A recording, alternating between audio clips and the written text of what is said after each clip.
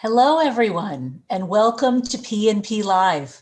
My name is Susan, and I'm a bookseller in the Children and Teens Department at Politics and Prose. Thank you for joining us and tuning into this virtual format where we continue to bring authors and new books to you. I have the pleasure of hosting our evening session, and I am absolutely delighted as we welcome our guest author, L.M. Elliott, in conversation with Sharon Cameron to discuss the new book, Louisa June and the Nazis in the Waves. It is the perfect day to meet. Today marks the 80th anniversary of the Nazi U-boat attack on the small tugboat just off the Chesapeake Bay.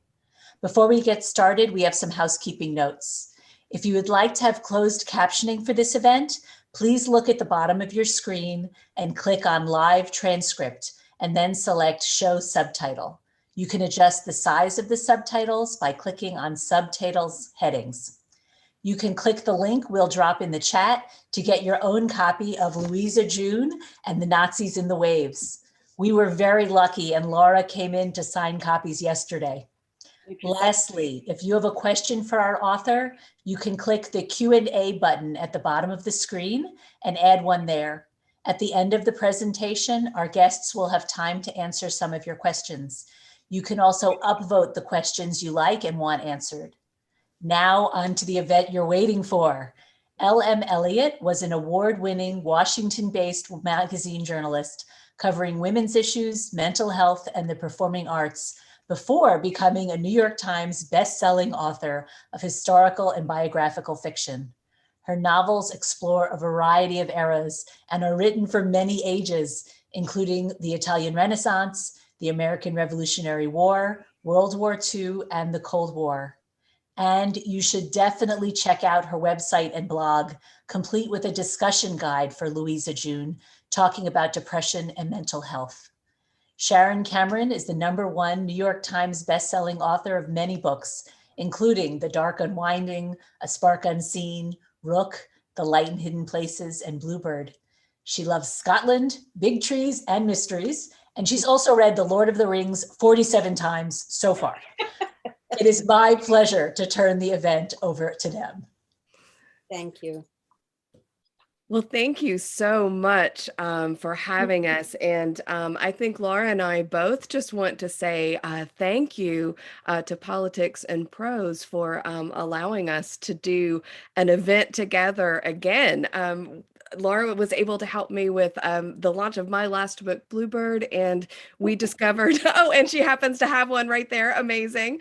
And she, I was so lucky to get to do this again with her because I absolutely loved this book. I just thought it was just a beautiful story, both in story and in language. And so to kind of get us started, because I know Laura is going to tell you a lot about this book and give you a lot of information, I think I want to just give you a little taste of why I loved it so much. So I'm going to read to you from the beginning. And this is the very beginning of the book, and this chapter is titled Louisa June. So it's Louisa June who is speaking. My mama has the melancholy, always has, but recently it's gone from her customary pinkish gray, like a dawn mist in the marshes, still hopeful and able to clear into bright blue with the right sprinkle of sunshine, to thick storm surge purple black, like rolling waves burning. My brother Butler would tell me the best way to weather it would be to steer straight in and hold tight to the rudder. But it's hard for a being to not get lost in that swell of inky agony. Mama's been that way ever since the war arrived on our Tidewater, Virginia doorstep, ever since Nazi U-boats started swarming the waters around the Chesapeake Bay. Before that, Mama used to smile pretty easy, even laugh. That's my daily goal now, to reel in a real smile from her, not just a nibble of one, to help her find her way to shore, up out of the storm waters of her heart. but it's proving about as hard as surviving a voyage up our Atlantic coast without being hunted down by Hitler's submarines lurking in the waves. One of the best lifelines for Mama, being such a book lover and all, is a good story. But it needs to be told well or she's disappointed, which makes things way worse. So I should start with how things were before the tides of trouble rose up in our lives. That way you and I, for that matter, can find a truer course through the waves. That is the beginning of Louisa June and the Nazis and the Waves. And I just have to say that this drew me in immediately. And I just felt, I felt such a connection with Louisa June and this character. So before you tell us, Laura, about U-boats and all the things that I know I'm actually dying to hear from you, I'd really like to ask you a little bit about the voice in this book. I really found that the voice so set the stage for me. Things like, I'm going to read one more little passage that I just loved so much. People say life can turn on a dime, and as a waterman's daughter, I've grown up knowing that tides and winds can shift without warning, hurling the innocent into wrath of God awfulness. Things like that, phrases like chomped into a hard-boiled egg, conversation bobbed along beside us, a grunting scurrying up an embankment. It really, really set the stage. So I would love to hear you talk first, because it drew me in so much, about where this voice in this book comes from. First, Sharon, thank you. It's so lovely to hear you read it. So much better than when I read it. Thank you. Anytime. I'll come with you. Thank you. There are a lot of different answers to that question. First off, thank you so much for asking it.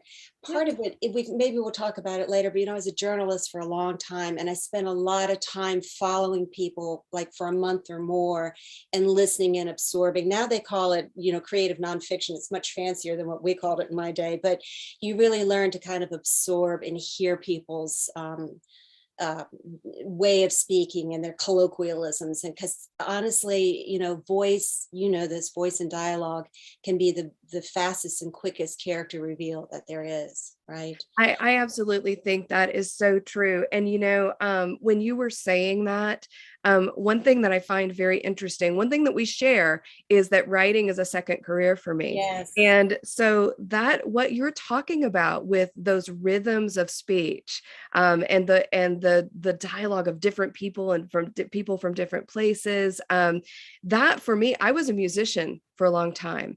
Yes. And for me, that listening has a musical quality. And it's so interesting to hear you saying the same thing kind of from another angle. Yes. Well, language is music, right? It is. Yeah, we can talk about that. I know, I was going to derail it. We've been talking about the hardest thing for us, y'all, is going to be able to stop at an hour. So I know. We love one another's company, and it's such a joy for me to speak with Sharon. So this is actually my fourth World War II book. I'm very lucky that I've worked with the same editor for many, many books, Catherine Teagan, and she suggested that I do another World War II book for a slightly younger age than I typically do. This is a older middle grade read. And this, the thing about, and one of the joys about historical fiction is that you're learning and you're researching and I always have, I'm not sitting in front of my World War II floor to ceiling bookshelf, but there are about, I don't know how many books there, and you're always absorbing, you never use everything that you've learned.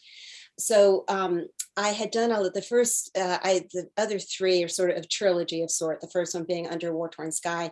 And one of those books, the third one, was a companion book to that about the hometown girlfriend, because high schoolers and eighth graders kept asking me what happened with her. And doing a lot of research for that Homefront book, I learned about a fake decoy airfield in Richmond at the time, and German POWs working Virginia farms, and about these horrific U-boat attacks on the East Coast. they happened in a time frame that didn't fit into my frame for that third novel. So I saved string. I've been itching to use this somehow in a book. And so that startling information about these U-boat attacks became the backbone of Louisa June's narrative.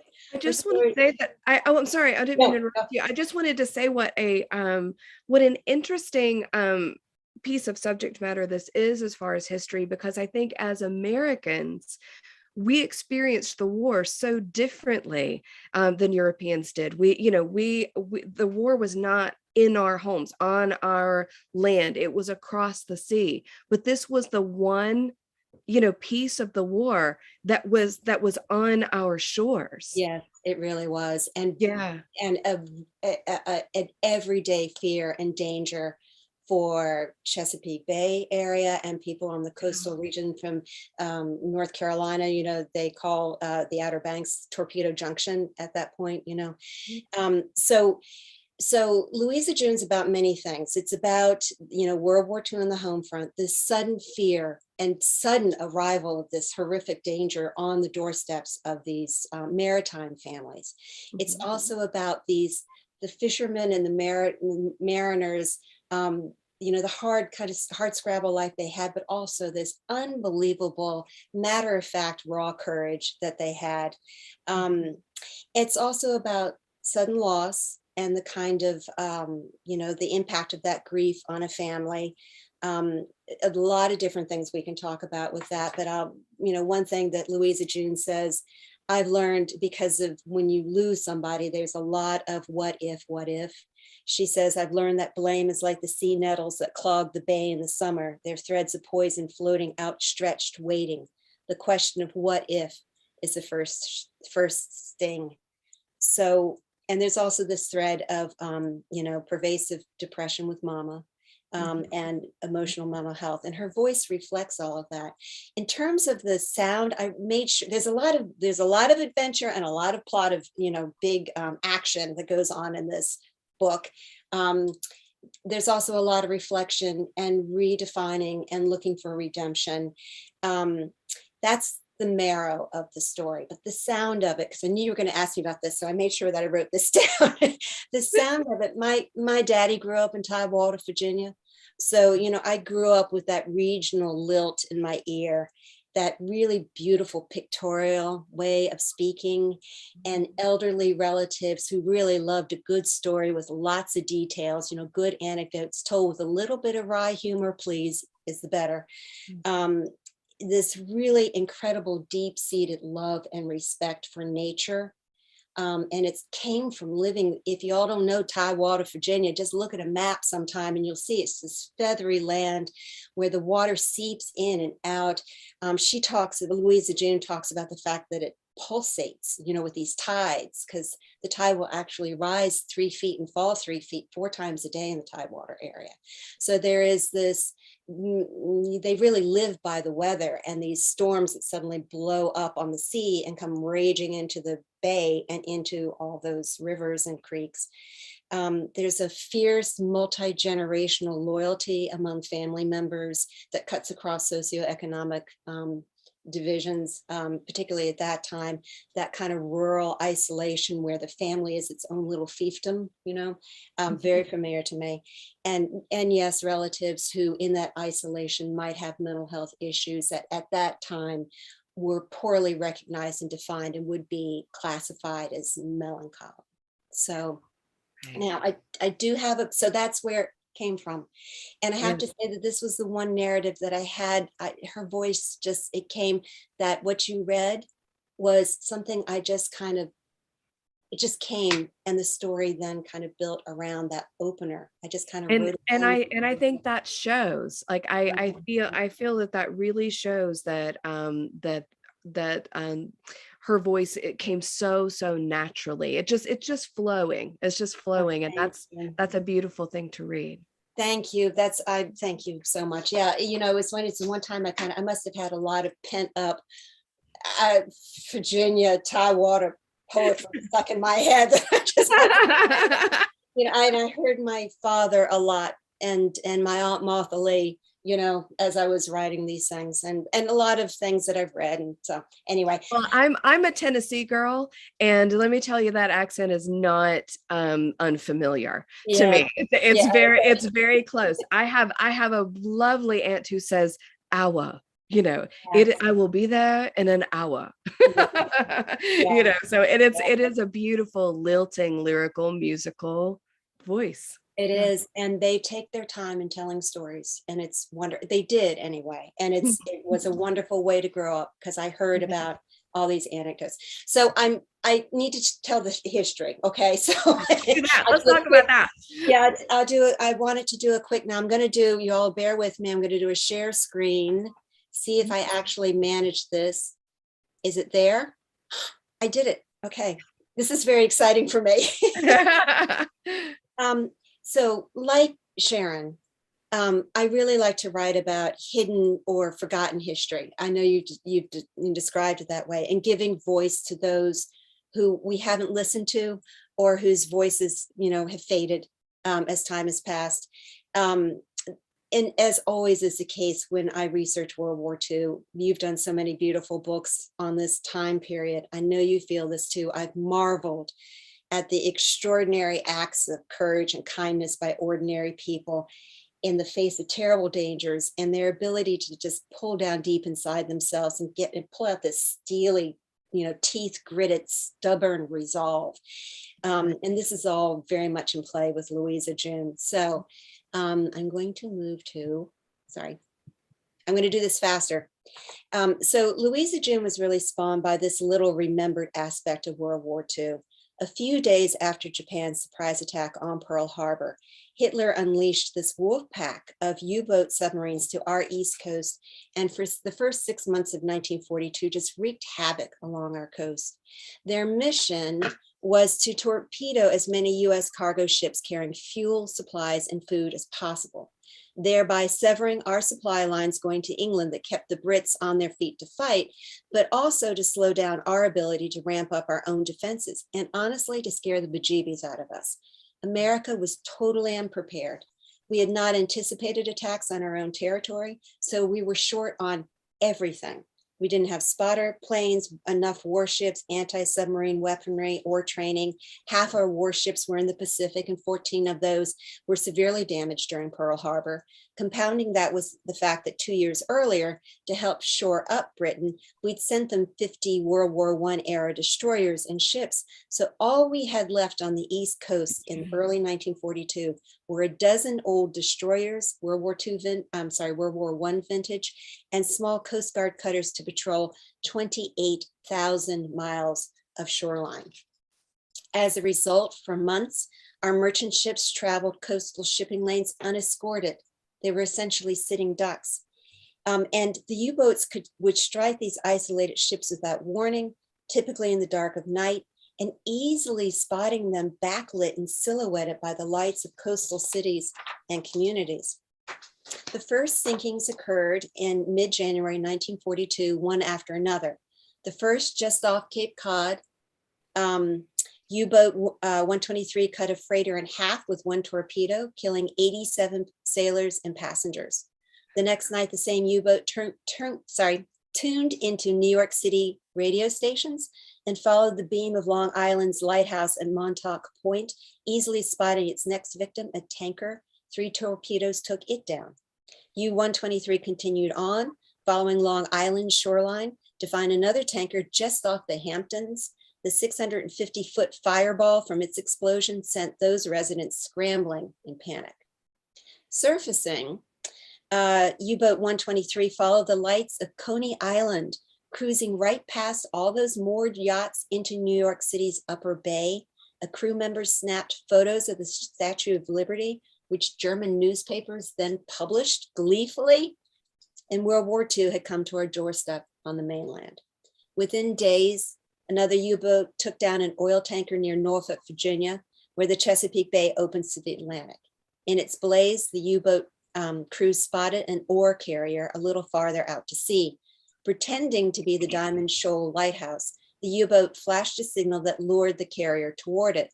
The Nazis sank that vessel too, with 2 torpedoes launched at short range. That carrier sank in 10 minutes. Now, in March 1942, Hitler's handful of U-boats were sinking on average one ship every 8 hours, most within the sight of land, killing sailors, sending crucial cargo to the ocean's bottom, leaving miles of burning waves slick with oil. The Germans, the crew called it the happy time and the great American turkey shoot. One of Hitler's primary targets was the Chesapeake Bay, and that's because Norfolk Hampton Roads was this busy, enormous commercial shipping center, as well as home to half a dozen military bases and shipyards and factories that very quickly were converted to producing wartime armaments. This was also Louisa June's world, the Tidewater, where residents were constantly dealing with debris and sometimes even broken bodies washing up into those beautiful marshes and the oyster beds that they harvest. One U-boat even managed to cruise into Chesapeake Bay to leave a string of submerged mines, which would destroy 4 ships sailing into Hampton Roads, much to the horror of Virginia Beach sunbathers who witnessed the whole thing and all those terrifying explosions. Turns out that U-boat had avoided running aground in the shallows of the bay's mouth by tagging along behind a patrolling American trawler lit up by the onshore lights. Now, it was only after that horrific event were businesses along Virginia Beach's boardwalk willing to douse their lights at night. So from January to July 1942, before we had adequate defenses technology or training, a mere 5 Nazi U-boats managed to sink 397 freighters, tankers, and cargo ships right off our East Coast.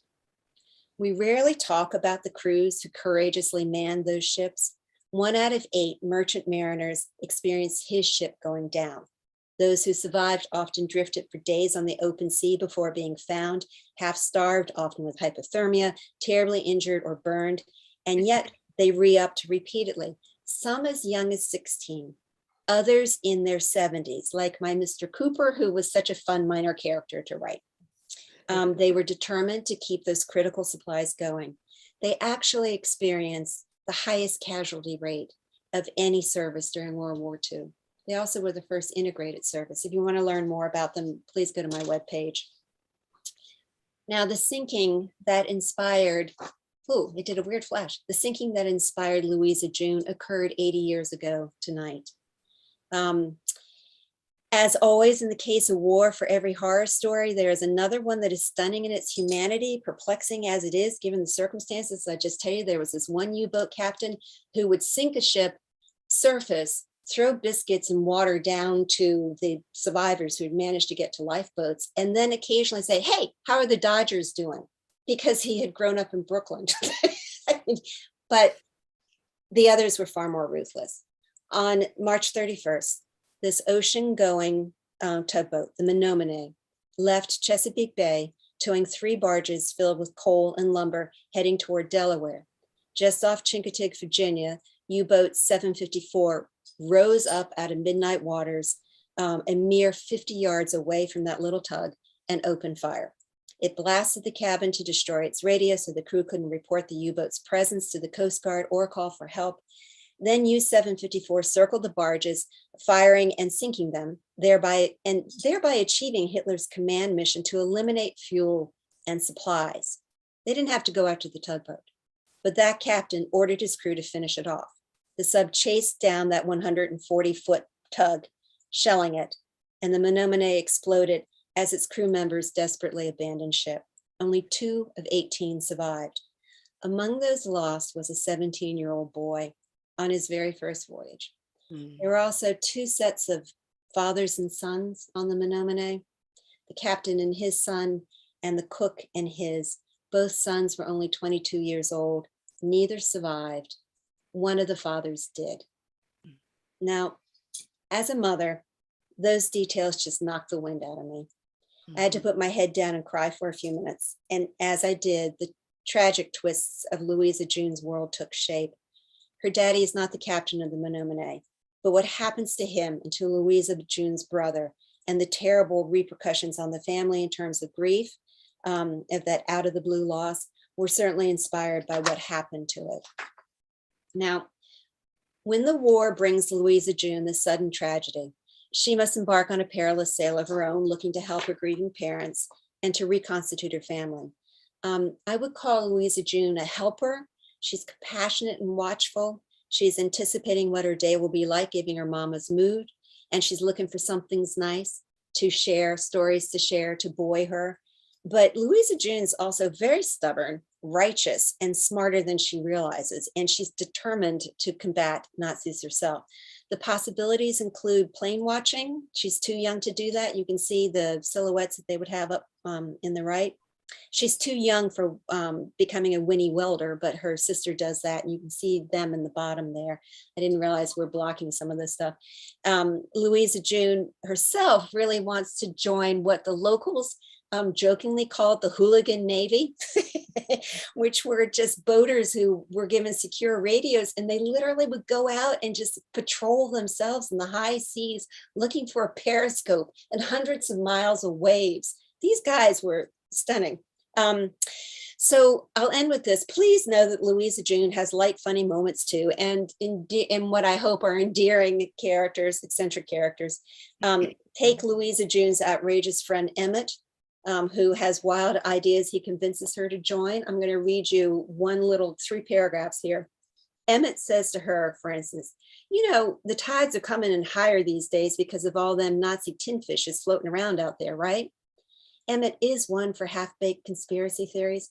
I don't think a bunch of submarines can make the entire ocean level rise, Emmett. LJ, you just don't have no imagination, do you? Emmett drew his 12-year-old self up tall and looked at me with pity for my limited brain power and tried to explain his higher understanding of the universe. You ever take a bath? Maybe you take a jug and put it down to collect water for rinsing your head and the water rose up when you did? Yes, but that's a bathtub, Emmett. Shrugging, he ignored my disbelief. Well, they're out there, LJ, thick as sharks. I ain't going to stand by and do nothing. I'm going to build me an observation tower and join the confidential observers. Now that conversation leads to their being at the wrong place at the wrong time beside Plum Island, where these Green Army Air Corps cadets are learning how to dive bomb and drop depth charges. You still can't go on Plum Island today because there's so many unexploded ordnances on it. There's, in addition to Emmett, there's LJ's sassy big sister, who I referred to. She takes up a blowtorch to build Liberty ships, which we built one a week, y'all, because they could be welded, and they were trying to replace all these ships going down. Cousin Belle is this bodacious, outspoken, elderly relative, one of my most favorite characters to ever write, who has survived terrible loss herself, been on these extraordinary adventures. She's there. She wears a swimming outfit like that. She served in World War I as a gray lady. She's wise, she's blunt, she suffers no fools. And she's the kind of adult, though, who listens and respects kids and what they're feeling. She's a big believer in the healing power of books. She collects stray cats. There are lots of cats, or maybe they collect her, and she names them for the Musketeers and other characters in books. There's a pig chase. There's netting for elvers that instead lands this whale of an eel.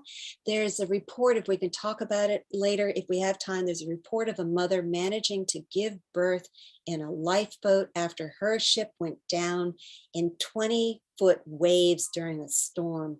What people can do is extraordinary. And eventually there's this life-changing, harrowing search and rescue scene that involves Louisa June and her parents. And that's all I have to say. Stop. Oh my gosh. Laura, that's all historical stuff. It is so fascinating, though. I obviously, like you said, we share a lot of affinity, for these history stories. But I think that, the reason that they're so interesting is because they're not just about the past, right? These people that you're talking about and this fortitude, these are the things we need now, now more than ever. And I think these stories like Louisa June are important, not just to know how things were, but to know what is possible for us to do now as people. And I think that is, one of the most important things I think that I pull out of the strength of Louisa June as a character. But I have a question for you, Okay. that occurred to me while you were presenting that information. So I said that I felt like Louisa June's voice just came so naturally for you. Which character do you think is more you, Louisa June or Cousin Belle? Well, my hair is gray now, so I guess Cousin Belle. I hope in spirit. Or are you both? You know what? I would hope that I would grow into being Cousin Belle. Yes. I will share with you, I had this extraordinary surrogate grandmother that I grew up knowing, and she was Yoda. And she was 130 years old from the day I knew her. She was ancient. She had been a lawyer with the State Department in the 20s and 30s. So a lot of her, Helene Mitchell, comes out in Cousin Belle. There's a lot of Louisa June in me. So yeah, kind of a combination. But I hope I think we all want to be Cousin Belle when we grow up, we do, right?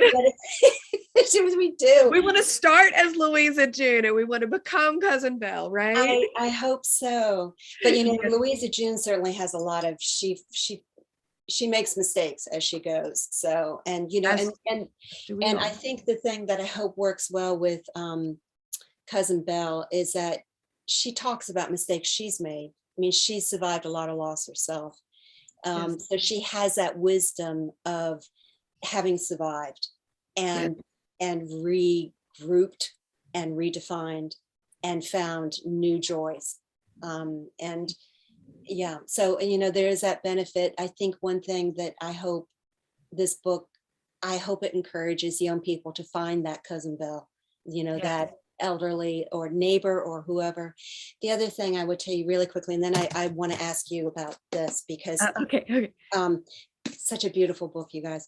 I was writing Louisa June during the worst part of COVID, when we really didn't know what was going to be happening. And I began feeling that it wasn't that dissimilar, this sudden peril of this virus with the sudden, arrival of this enemy that people couldn't see, right? You couldn't see the U-boats until it was too late, basically. And sadly, it's, at this point, the NIH now says that there are 150,000 children under the age of 18 who lost a primary caregiver, mother, grandfather, the primary person for them during COVID. So I'm hoping that if they pick up Louisa June, I hope that they find strength and example in how she gets through and how she manages to grow and accepts help from people like Cousin Belle. And isn't that what we hope the power of story is?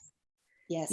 For all of us, no matter what your age, that is what I would hope for all books, that there is that reader out there that can take that story and turn it into what they need, because we all need that. And that is what is so beautiful about the world of books and all the different books and all the different authors. That's why we need all the different authors to jump in there and write these stories that are needed, by the world. Yes. So, and that's a beautiful power of literature and story. So thank you for contributing to it. Oh, thank you. And we do, and we talk the book, it's even set up very much so that Louisa June knows that books are going to and stories, because that is how we make sense of our universe, going all the way back to cave time, Absolutely. We were explaining ourselves by telling stories about what we have heard.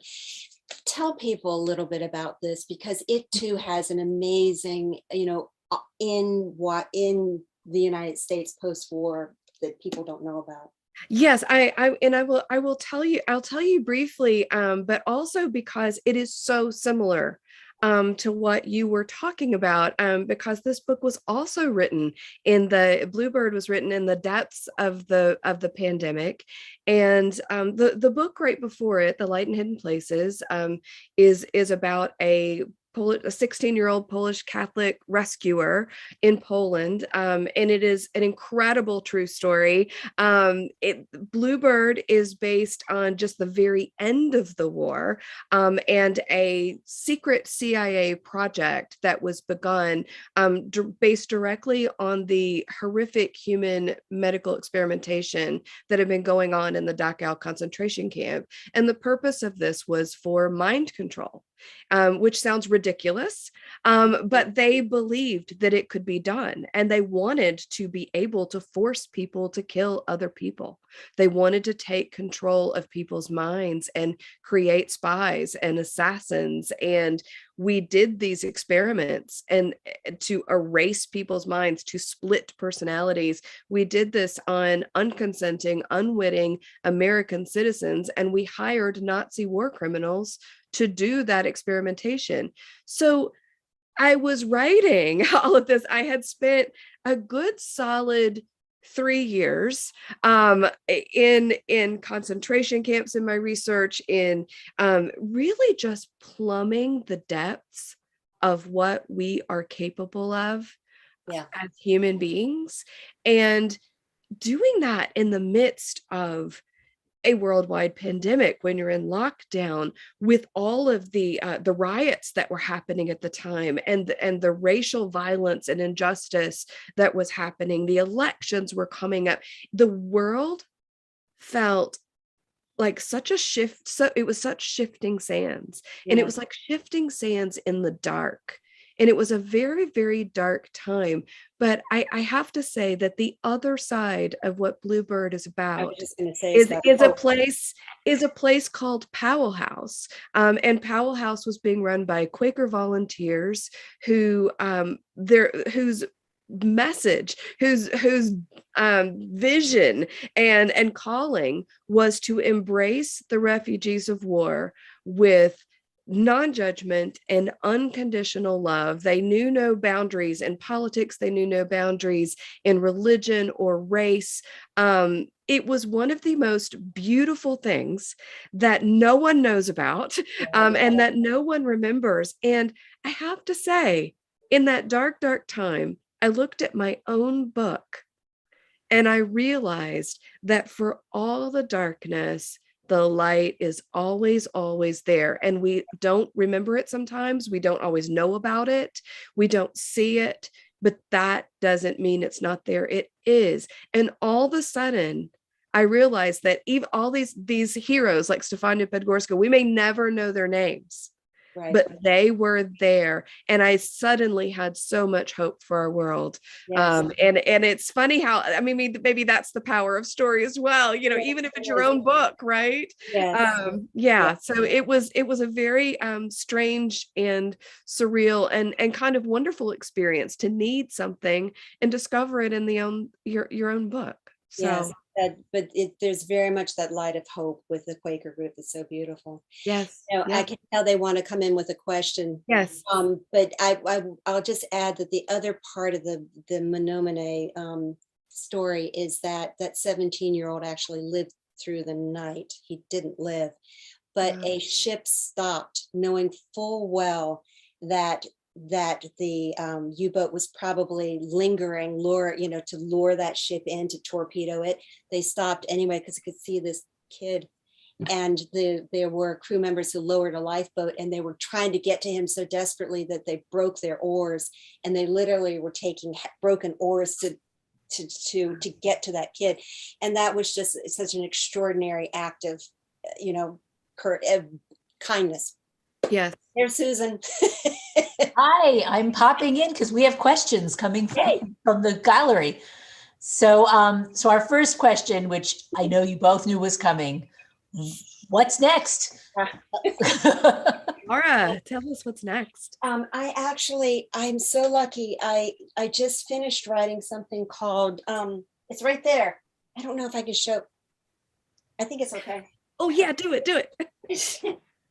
Here's because the covers, I think it's the same artist, but isn't that beautiful? It's Bee and the New Deal horse. I seem to be into names with and the blah, blah, blah, but Bee and the New Deal horse is the Depression era work about a young teen, about the same age as Louisa June, on a horse farm in Virginia during the Depression. I didn't realize that Virginia had been just laid waste by a drought during we always talk about the Dust Bowl. Well, Virginia, all wells, all creeks dried up. Wow. And this farm is about to go under. And so the question becomes, I tell you, the beginning is that Bee and her little sister get left there because the father can't take care of them. So he leaves them in the night. And there's a woman in that house who has her own loss and tragedies. And it's like, can they find one another and family? And she learned to ride this really dangerous horse and end up jumping in the Upperville Horse Show. And I'm supposed to be writing something about Watergate, which I am like that.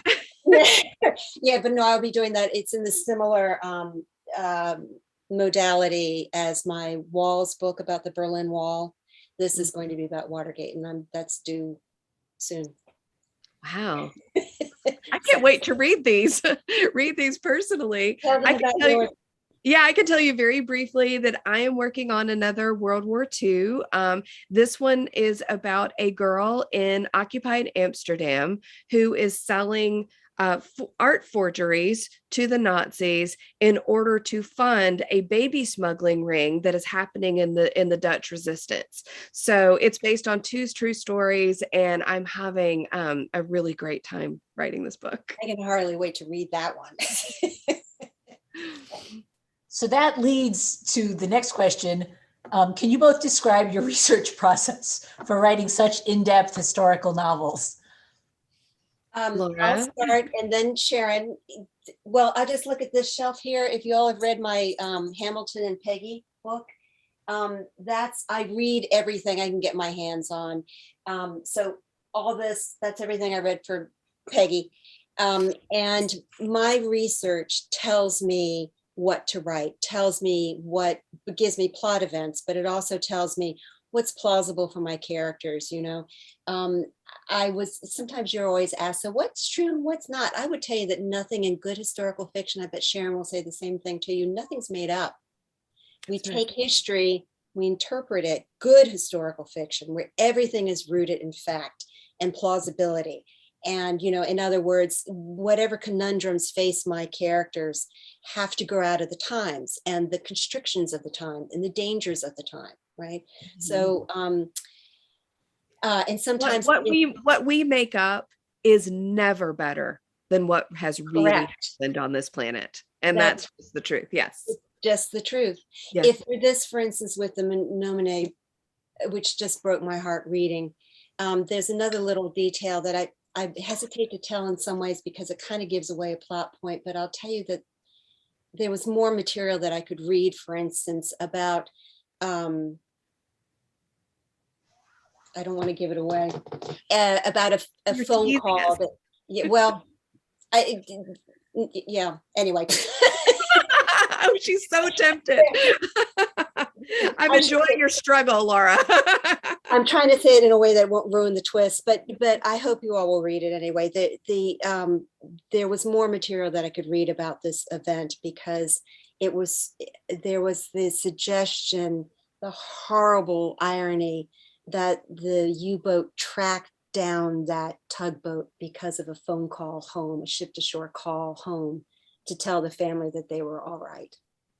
So that then becomes that, for instance, that little detail will spill into what would that mean for the father? What would that mean for the mother in terms of like blame and regret? And oh my God, how could that have happened? So everything that comes in my books have been suggested by my research, if that makes sense. And like with the Peggy thing, there was nothing left in her own hand. That's a biographical fiction. And Sharon will tell you that requires even more. I mean, everything is steeped in fact. Yes. That whole book was dictated by the fact that Hamilton, in his love letters to Eliza, he became very fond of Peggy as his little sister early on. He dropped all this gossip about her in his letters to Eliza. So I could track where she was, who she met, what she might have witnessed. I found out, for instance, that she would have seen her father's spy ring happening, all because of those letters. So, and even the language, if I can find, if they're real life people in my novels, and I know Sharon does this too, I use their letters, I use their words. Yes. Yeah. Absolutely. I was gonna say letters and diaries are such gold, because there are things, and yes to everything she said. As you can see, I'm in front of my nonfiction section actually at my house. So yes, absolutely, all the reading, but I think being able to focus in on those personal primary stories. I also really love oral histories. Yes. There are incredible oral histories recorded that you can view anytime you want to on the United States Holocaust Museum's website. They are incredible. They're incredibly moving, because these are normal people. So anytime, not the big figures of history, not the big political figures. These are just the people who had to live in those times. And I learned so much. I learned so much from that. The other thing that I always try to do is, if it's possible, I try to meet the people. So I was very lucky for the Light and Hidden Places.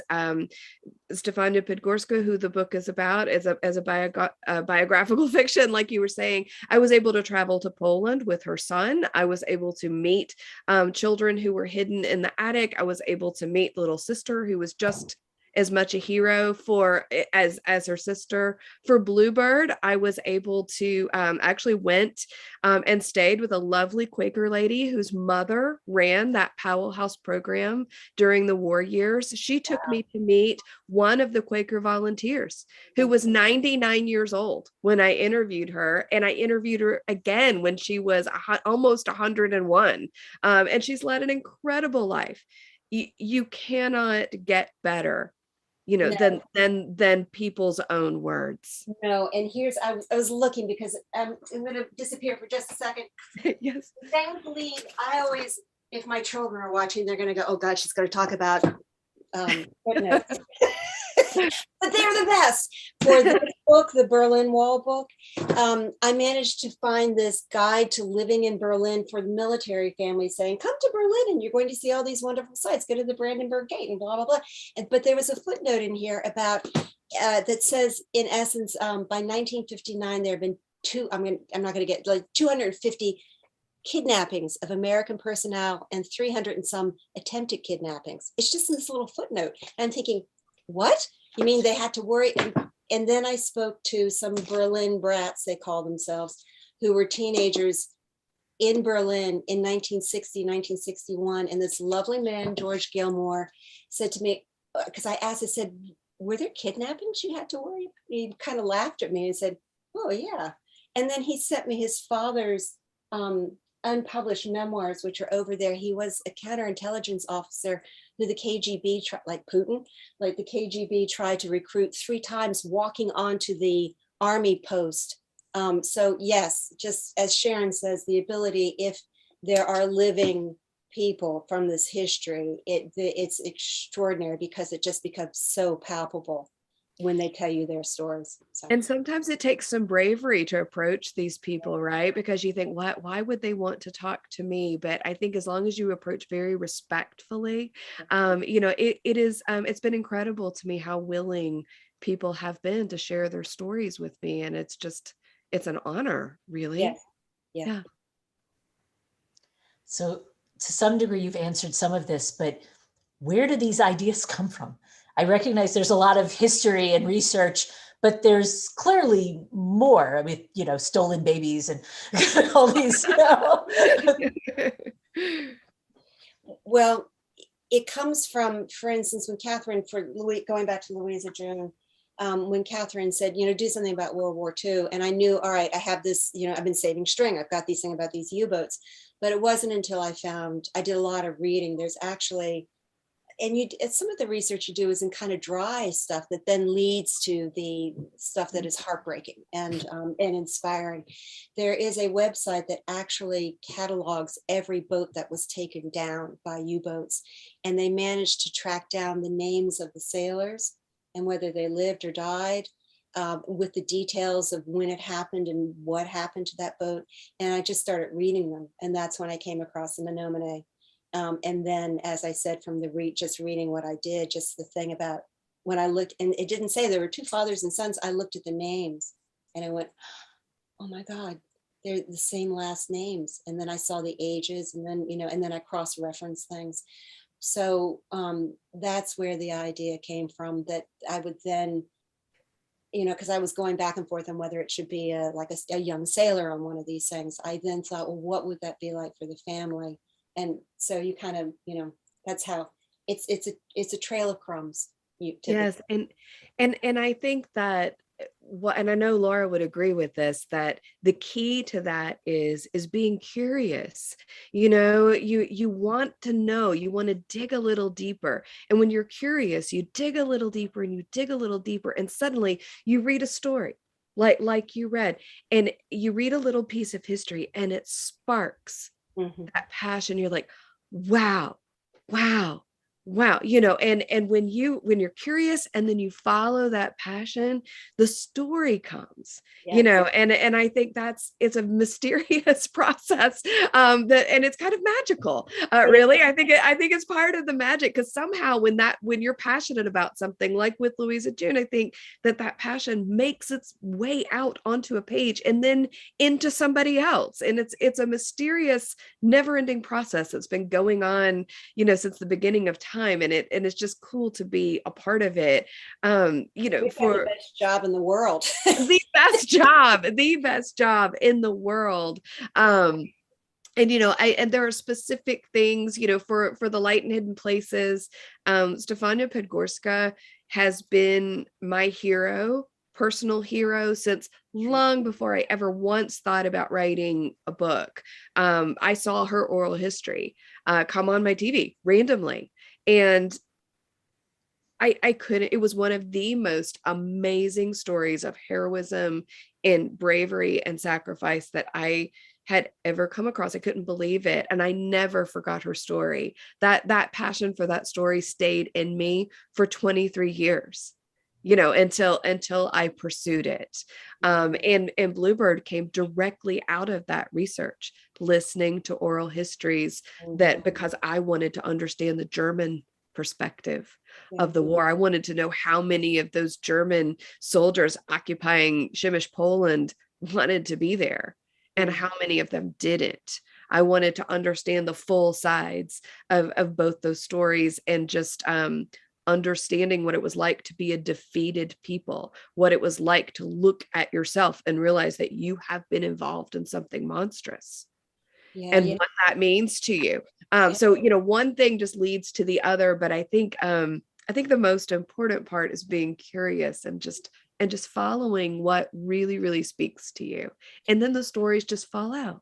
You also said something too, and this is not to say that we're so wonderful, but I think we both have, you have to have, yes, the curiosity, but then you also have to have the empathy. And sometimes it's really hard. We kind of carry around a lot of really difficult things that we read and absorb and try to, I had to try to do the same thing for Walls. I was writing about, because they're essentially two protagonists, and an American Army kid on one side, and then an East German child, cousin on the other. And of course, his parents would have been Nazis, right? And it took me a while to be able to find, really be able to seep into the pain of the women who his mother and his grandmother, and it took reading and listening to some oral histories that just made me weep, so. Yeah. I'll end with a fun one. Just in terms of, you get these little teeny tiny things. There's this letter with Hamilton, for instance, where he's goosing Eliza, and he says, you better be careful, or Peggy might beat you to hymeneal, in the hymeneal line. And my first reaction was, I was like, what? What does that mean? What I think it does? And then just this throwaway line, has she told you anything about Fleury? Well, it took me a really long time to track down the Marquis de Fleury and to track down his letters, but he actually was one of only 8 people given a Congressional Medal of Honor during the Revolutionary War. He was kind of an extraordinary person, but it took, I can't tell you how much research, but it was well worth it, because then he became a romantic interest that involves a twist that allows her to grow a lot. It didn't work out. So anyway, That stuff is so cool. we could sit and talk about footnotes. I know. We could do this forever. So I'm going to ask one more question. You do need to know, both of you, though, that there are a lot of comments about just how much everyone is loving you and excited by the books. But you've talked a lot about where you research from. How much of you are in these characters or in these books? How much of your own personal experiences contribute to how you write?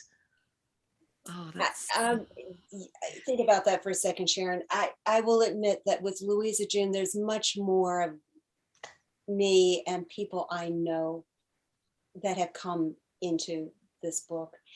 Having been a journalist for so long, I tend to very much report my stories and to try to stand in other people's shoes. And I don't, necessarily have reference to that time period. But, this one, there's some people that I knew, like Cousin Belle comes from this woman that I was talking about. And there are other country philosophers that I grew up knowing too. And it comes into the Bee book as well. There was something else I was just going to say. I'm so sorry. Sharon, you go. There was something. I'll come back to you. Well, yeah, and pop out whenever it comes back to you. It's such an interesting question, because this is a question I've had to actually ask myself, and like do a little self-analysis and, look at these books and say, how much of this is me? I will say that I've never deliberately written, myself as part of a character. In fact, I've really enjoyed writing characters who are so much better at things than I am, or are good at things that I'm bad at, like math or so. It's really cool, like to write about somebody who can do this, so that's kind of fun. I will say that for Bluebird, for the main character in Bluebird, I did give her my own personal musical tastes this time, and that was kind of fun. But, here's the thing, like I've never deliberately done that, but I don't think any author can help but infuse something of themselves, in the writing. And it's not in a specific character. It's not usually like in a specific thing. It's more about, this is part of how I see the world, or this is a truth for me that really means something to me. And you can't help, like I don't like to put an agenda in my books. I like to present conflicts and situations and let the reader decide whether they agree or disagree with that. But those little pieces of your soul, if you are following that passion that I was talking about, if you're following that empathy, those little pieces of your soul, they mysteriously make their way into what you're writing, which is actually why I think writing is often a very scary and vulnerable thing to do. And I have to be quite brave, actually, sometimes to put those little pieces of my soul out there and say, and now judge them, tell me if you liked it or didn't. But it's also so incredibly rewarding to do that. Go ahead. It really is. But I'll share 3 things that editors have said to me from the magazine. One was telling me, remember, if they're reading, they're thinking. Don't explain things to them. Let them take their own. And I think one of the glorious things of some of these narratives is that I hear other people's reaction to what I've written, and they've seen that's a symbol of, and I'll think, oh, that was, yes, I didn't necessarily mean it that way, but it somewhere in my heart it was, right. Right. So if they're reading, they're thinking. if you're writing, you are eventually going to be standing out in a stadium in your BVDs or your BD, whatever it is, your underwear, for everybody to see, right? And I had the terrifying experience of my first book, Under a War-Torn Sky, came about because I was assigned the dreaded holiday story for the magazine. I only say dreaded because it's so hard to come up with something that's not cliched. Yeah. And I loved my editor, but he said, and Laura, make sure that it's maybe we should talk about the holidays in general and why we have them and why do we have religion, kind of lean back. And I thought, oh God, I'm gonna lose my job. And then he said, but it's so true. He said, you have to remember, especially in human interest stories, which is what I did, this kind of narrative journalism, which is what Sharon and I do, really, right? Yep. Is that the two most important things to do in writing is to make people laugh. And he looked at me and said, you're not very good at that, Laura. But I in this book, I think I am, but make people laugh and to make people cry. And you're really good at that, Laura, he said. But I think it's very true. And to be able to make them cry, you have to do what I said about, sometimes you have to put your head down and just weep a little bit. Yeah. And then you write it. And you have to be willing to, what did Hemingway say? You have to bleed on the page. And the cool thing is too, when you're bleeding that truth onto the page, those things that mean something to you, that doesn't mean that the reader pulls the same truth out. Right. And that is also a magical process, Yes. isn't it? That your story can become more than the story was for you. Yes. And again, what a power, what a wonderful process to be a part of.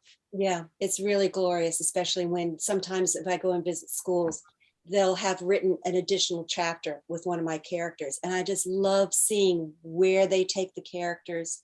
They're that real to them. And if they're that real to them, then I've done my job. That's right. That's right. Oh, Couldn't have said it better. what a perfect way to end. Thank you so much for joining us and for all of your wonderful questions. And thank you again to LM Elliott and Sharon Cameron for today's wonderful conversation. It's been so much fun being a fly on the wall for the two of you. We've learned so much. Don't forget, you can still click the link in the chat box to get your copy of Louisa June and the Nazi in the Waves. As an independent bookstore, we really appreciate your support.